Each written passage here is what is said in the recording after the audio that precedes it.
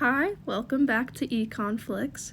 Today, to conclude our Unit 1 Introduction to Economics, I am once again talking about my diabetes and explaining how I, as a 17-year-old senior in high school, contribute to the economy through my illness. To start off, there is a scarcity right now of affordable insulin in the United States. Because of this, diabetics are very familiar with the term opportunity cost. Debating if they should buy insulin or pay their rent, insulin tends to be the option that gets ignored. People can choose to buy insulin, but if they do, they often have to sacrifice the money needed to buy groceries or other needed things to do this. Diabetics are faced with opportunity cost decisions like this every single day because of the skyrocketing prices in the insulin industry. You might be thinking to yourself, well, that sucks, but it must be a really expensive drug to produce and manufacture. That's why it must be so overpriced.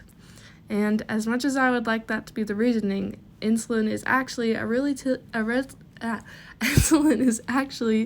relatively inexpensive medicine to make. It costs around $2 to $5 to produce a single vial.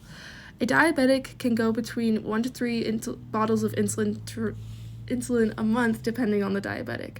At most, at this cost, insulin should cost $180 a year. But right now, the price of insulin sits anywhere between $900 to $1,500 a month, depending on the diabetic and the amount of insulin they need. This means that insulin can cost as much as $18,000 a year. Using the money that I am using to buy insulin, I can invest into learning at a college like CSU in Colorado for a semester. Because there is only 3 main insulin manufacturers in the U.S., there isn't much competition. Of course, this has resulted in these companies taking advantage of insulin-dependent diabetics. The lack of competition has made them greedy and allowed them to monopolize on our illness. Insulin has no economic security in the market economy setting it is manufactured. My life as a diabetic high school senior is dictated purely on Big Pharma. The control they have over my diabetes in the United States is insane.